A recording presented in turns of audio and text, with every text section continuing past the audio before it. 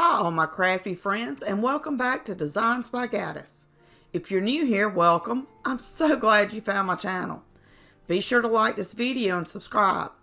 By doing so, you will help others, just like yourself, be able to find my home decor DIY videos. To make this adorable Hello Spring sign, I used a frame from Dollar Tree and these pieces of wood. I stained the wood with antiquing wax. I took everything out of the frame, and once the wood had dried, inserted it into the black frame. I put a line of hot glue around the inside of the frame and pressed the wood into it. I continued doing this until all the wood had been added to the sign. I found this cute free cut file at Design Bundles. I'll leave a link to the file in the description so you can get this free file. After sizing, cutting the vinyl, and applying it to the transfer tape, I used this old gift card to apply the vinyl to the sign. I actually messed up when I was applying. I should have aligned the top two rows on the side, because when I got to the next longer row, I had to apply it more towards the left side than in the middle. But hey, I still think this is the cutest spring sign ever.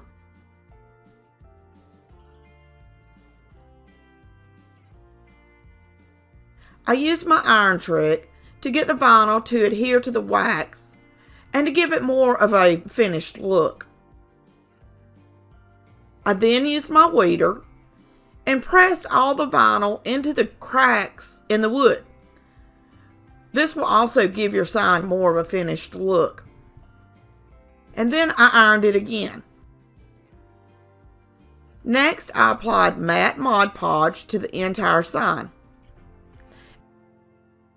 And just look at how stinking cute this Hello Spring sign turned out.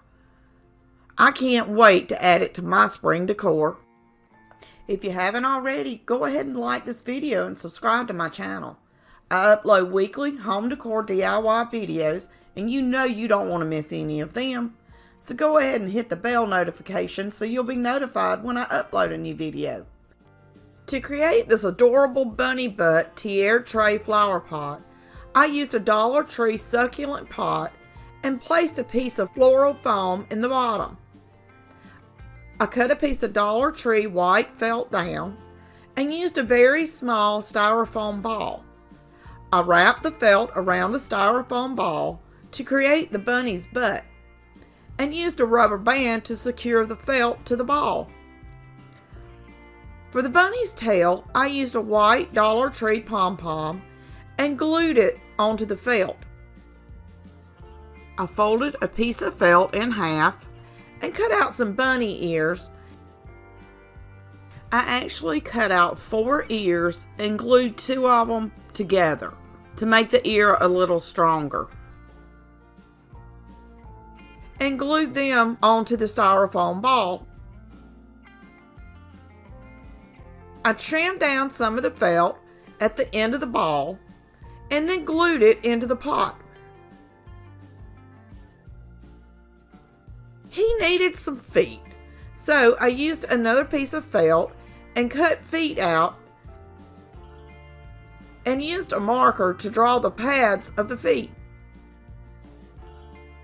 I then glued the bunny feet onto the bunny. For the carrots, I used some floral wire and wood beads. I cut the wire down to size and used 3 6mm beads and 2 4mm beads to create each carrot. I left a portion of the wire sticking out at the bottom of the carrot so I could push it into the floral foam. I added a dab of hot glue to keep the beads in place. I then added another dab of glue at the top of each carrot.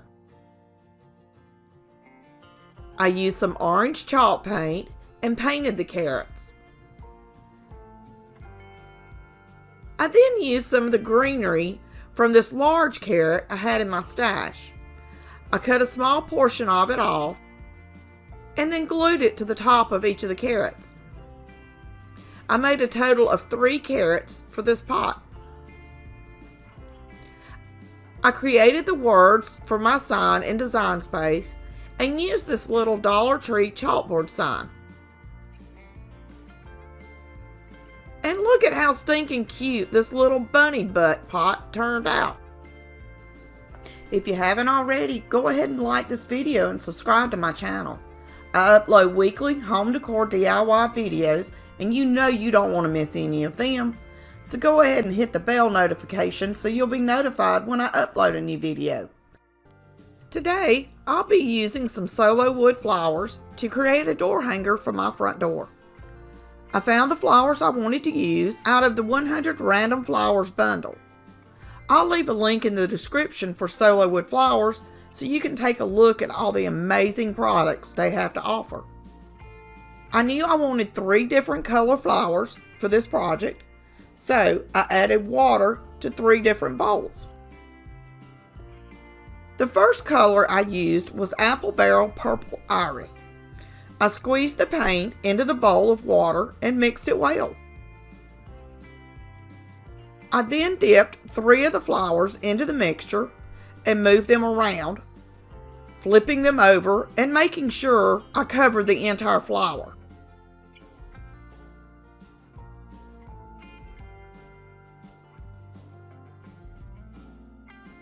I then set them to the side in a box for the time being.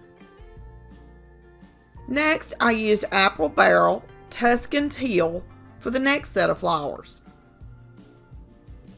I did the same dipping process with these flowers and placed them into the box with the first set.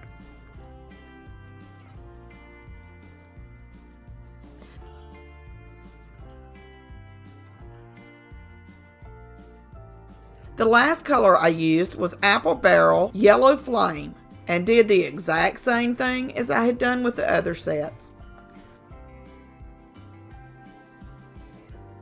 I moved all the flowers from the box and placed them on a baking sheet.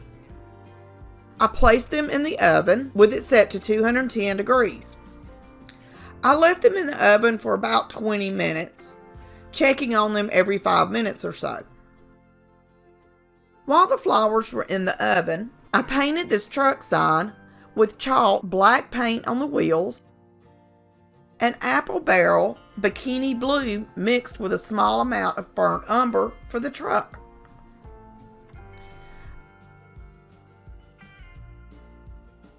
I created this cut file using Inkscape and cut it using my Cricut. I will be starting an Inkscape series soon. If you are interested in learning Inkscape, I'll leave a link in the description so you will be notified when the series starts. I'll also leave a link to this cut file or the pre-cut vinyl in the description below. I used transfer tape and applied it to the door of the truck. I painted the eggs in the back of the truck with burnt umber. This is where the solo flowers will go.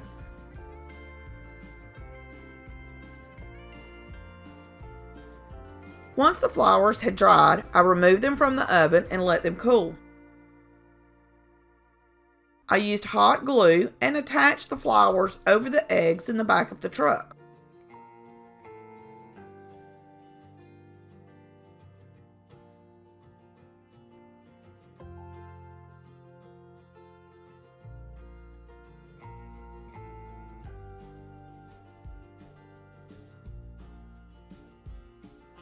This little truck turned out amazing, and I love the flowers in the back. It's perfect for adding a touch of spring to your front door or any part of your home.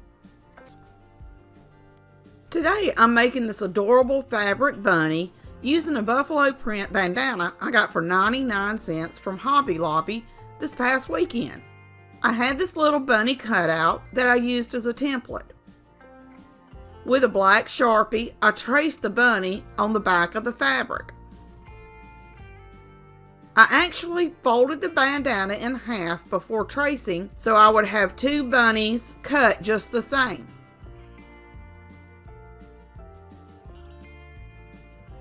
After tracing it, I cut the bunny on the lines that I had traced.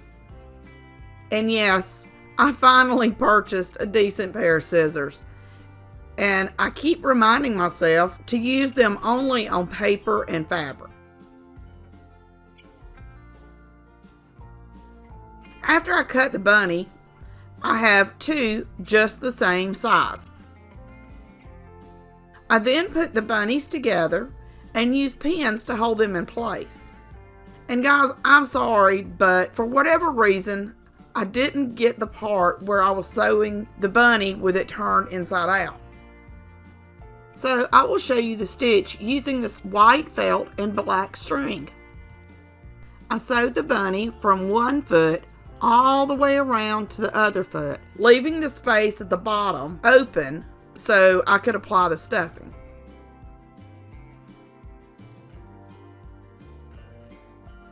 I then started adding the stuffing and used a dowel to get the stuffing up into the ears. After I added the stuffing, I went back around the outside of the bunny to close up any holes. I wanted the bunny to look handmade and rustic. I continued stitching the entire bunny and closed the hole at the bottom.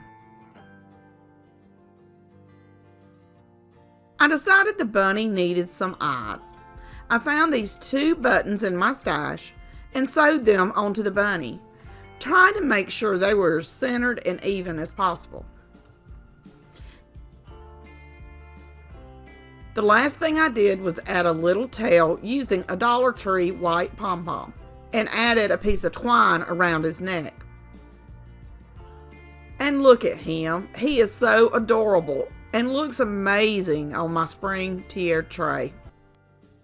I picked up this little bucket on a recent trip to Goodwill.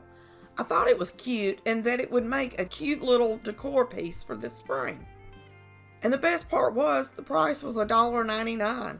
You can't beat that. If you haven't checked out your local Goodwill for amazing deals, you will definitely need to go. I am always finding things I can use.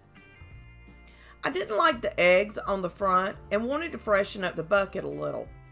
I used some 220 sanding paper to remove as much of the eggs as I could. I was actually hoping it would remove all the paint. If it would have, I probably would have just left the bucket like it was without the eggs on them. Once I was finished sanding, I wiped the bucket down to remove all the sand dust before painting. The paint I used was Waverly Plaster. It's the closest I can find to white. I can't find white Waverly paint anywhere around me. I painted the entire bucket, including the metal around the top and the bottom of the bucket. I also painted some of the inside of the bucket to just give it all a uniform look. I left the handle as is because I love the way it looked. After it dried, I used some sandpaper again to roughen it up a bit and remove as much paint as I could from the metal on the top and bottom. This is when I realized I should have left the metal alone and not painted it. Oh well, lesson learned. Once I finished sanding, I used another wet wipe to wipe down the bucket to remove all the sand dust and to also clean my hands. I found this cute cut file for free on Design Bundles. I'll leave a link in the description for this free cut file. I did a little editing to the file in Design Space and cut it out on black matte vinyl. I applied the vinyl to transfer tape and then applied it to my bucket. I think this little bucket is perfect for spring and Easter. And look at how stinking cute it is on this bucket. First, I used some of this Dollar Tree Easter basket grass and added it to the bucket to give something for my carrots to sit in. I used several carrots I got from a craft haul I got off Marketplace and a few carrots from Dollar Tree. I sporadically placed them in the bucket until I liked the way they looked.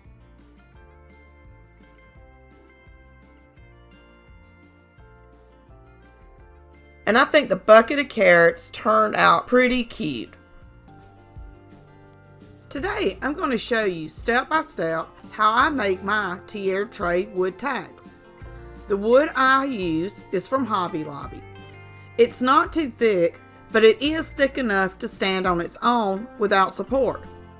This is a template I made at Christmas when I was doing a lot of tier tray wood tags.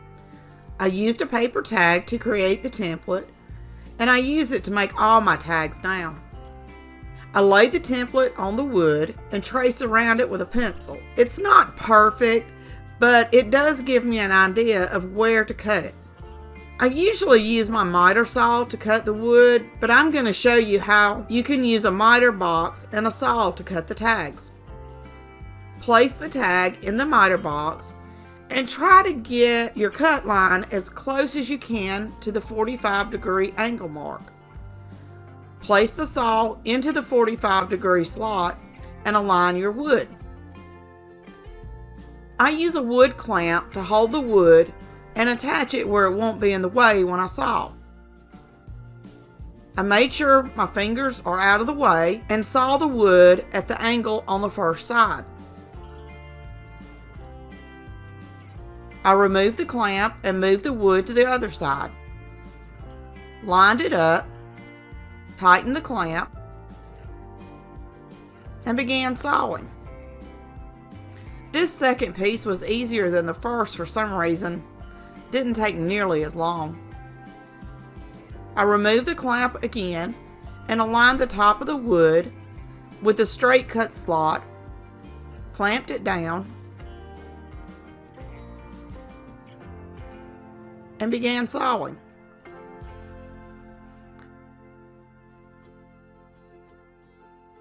I have this scrap piece of wood that I use when I'm drilling holes, so I placed it on my work table and used a large drill bit to drill the hole.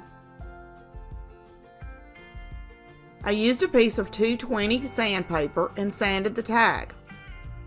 I also used an X-Acto knife to remove the pieces of wood from the hole I drilled. I painted the front and sides of the tag with 2 coats of white chalk paint and used my hot air gun to dry between coats and to finish. If you do a lot of crafting and don't have a hot air gun, you don't know what you're missing. I love mine. It really helps speed up the drying time. I'll leave a link in the description for the hot air gun I use on a daily basis and highly recommend. I created this welcome spring cut file using Inkscape. I am learning how to use Inkscape and will be starting an Inkscape series this year. If you want to learn how to create your own cut files, I'll leave a link in the description so you will be notified when I start the series. I'll also leave a link where you can get the cut file or the pre-cut vinyl below. I removed the vinyl using transfer tape and applied it to the tag.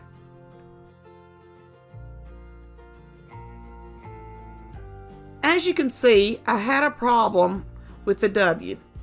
It didn't come up with the rest of the vinyl. I left it on the paper and applied the vinyl without it, and then placed the W on the tag, making sure it lined up with everything else.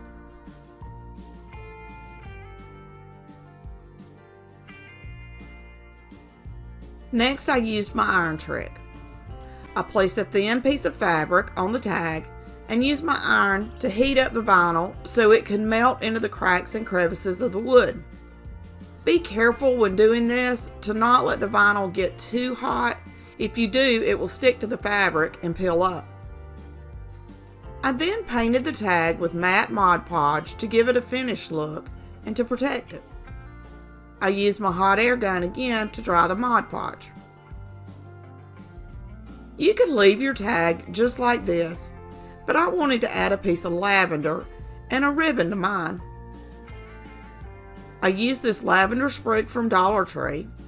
I cut a piece of the bloom off and then cut it down smaller. I then fed some ribbon through the hole and tied a knot. I was going to cut a dovetail end on the ribbon, but cut it the wrong way. But I actually liked it. Sometimes mistakes are good. I used hot glue to attach the lavender to the tag. And just look at how stinking cute this Welcome Spring Tiara Tray tag turned out. A few days ago, I tore apart 2 old box springs. I'll be uploading that video soon. I looked on Pinterest to find some ideas for things I could create using some of the springs. I found this adorable bird's nest sitting on a bed spring and thought I would give it a try. It sounded like making a bird's nest was simple. Believe me, it's not. And it is a very messy project. So I would definitely recommend using a box or something with sides to try to contain all the grass and anything else you want to add to the bird's nest.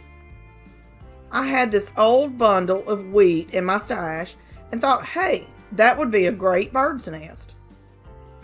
I cut the wheat and added it to a bowl with water and Mod Podge.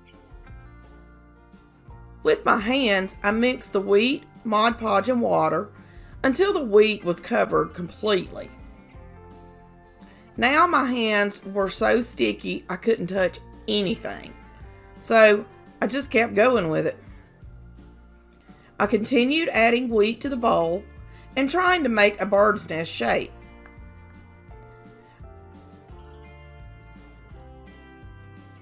I tried to use my hot air gun to dry the mixture, but I think I added way too much water. I took the mixture out of the bowl to try to dry the bottom of the nest with my hot air gun. And all the white you see is the water and Mod Podge. I should have put another bowl or a cookie sheet under the nest, but I used a paper towel to soak up what I could from my work table.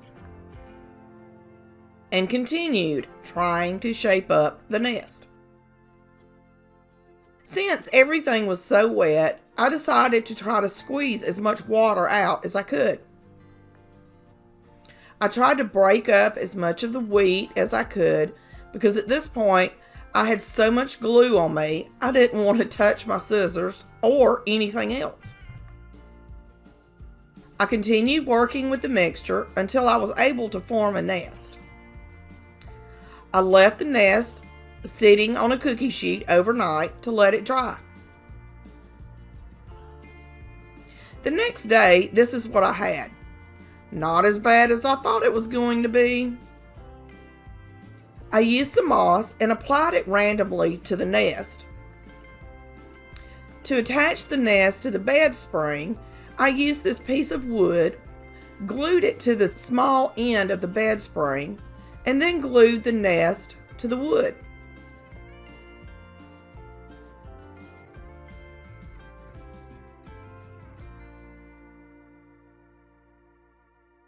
The bird nest I made is not perfect, but hey, I like it and it fits perfectly with my other Easter and spring decor.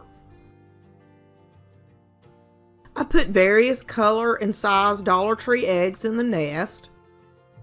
And just look at how stinking cute.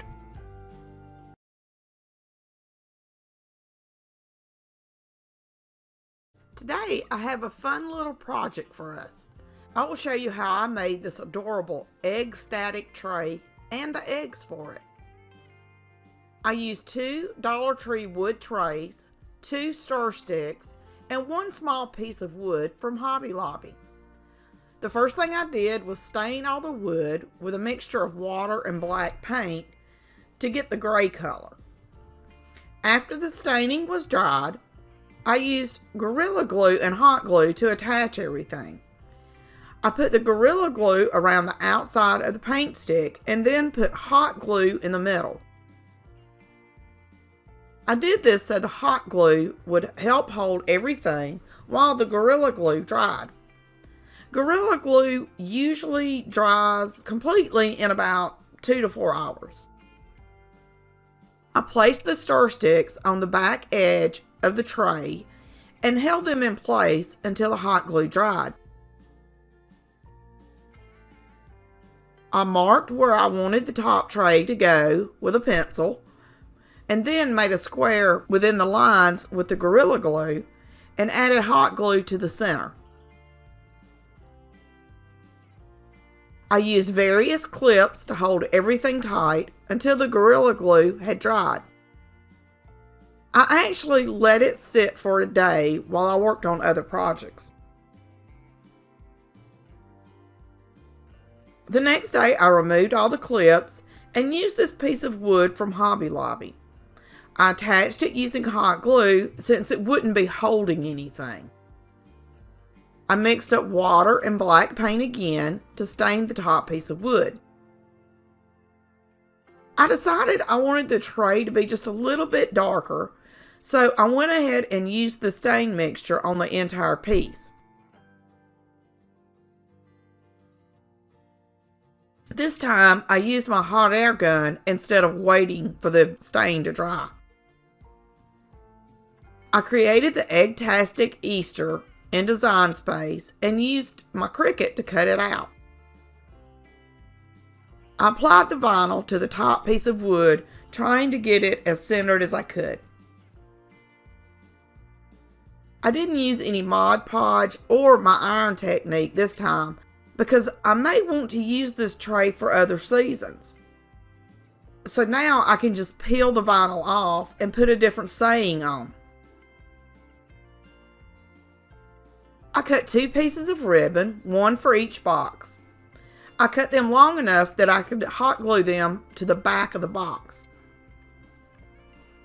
I wanted to cover up the part of the bottom box that didn't stain the same as the rest of the box with the ribbon.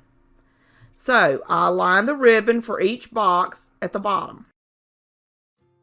I used painter's tape when I had the ribbon in place and then pulled it tight and straight and glued it in the back. I felt like it needed something else. So I used a piece of twine and tied a small bow and then hot glued it to the center of each box.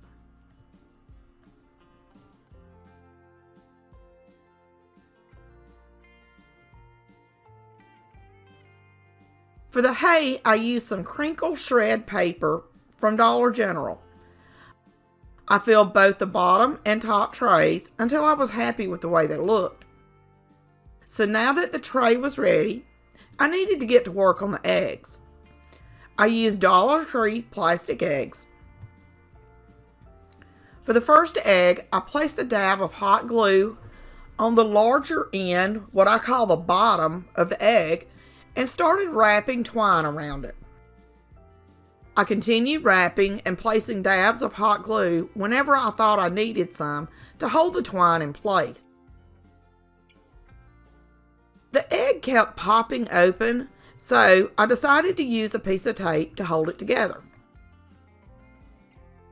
I continued wrapping the twine and adding glue as needed until I was at the top of the egg.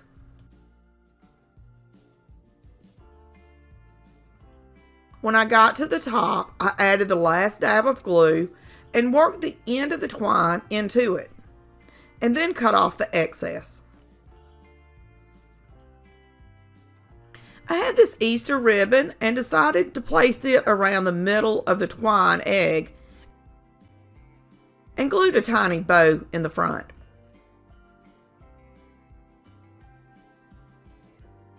For the next egg, I went ahead and taped the center. I used hot glue on the egg and then rolled it around in some moss. I tried Mod Podge at first, but I couldn't get the moss to stick to the egg. I continued adding glue and rolling the egg in the moss until the entire egg was covered.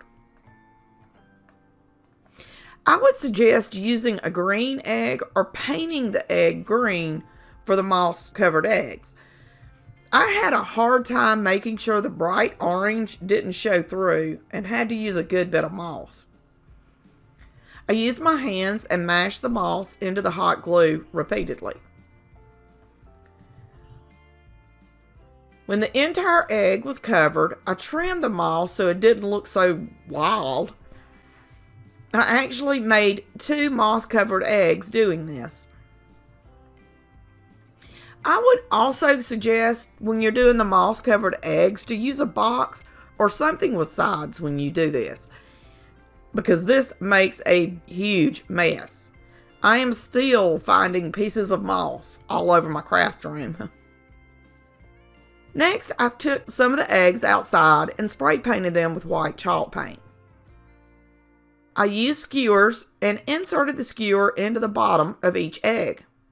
I never realized plastic eggs have holes in the bottom and top. Am I the only person that didn't know this? I then placed each egg on a skewer into a piece of styrofoam. This made the eggs a lot easier to paint.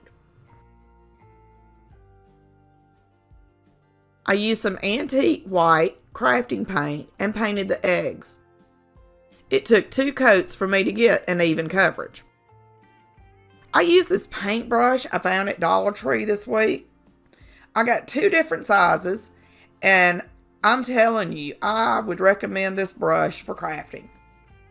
The bristles are actually soft, and the brush is a nice paintbrush, not like the plastic brushes that I've been getting in the past. I actually wound up painting more eggs with the antique white paint than these 3. After the eggs had dried, I started decorating them using twine, ribbon, and buttons.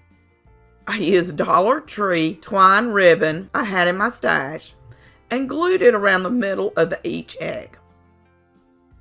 I found these little flower button stickers that I had gotten from Wish a while back and decided to put them on some of the eggs using hot glue.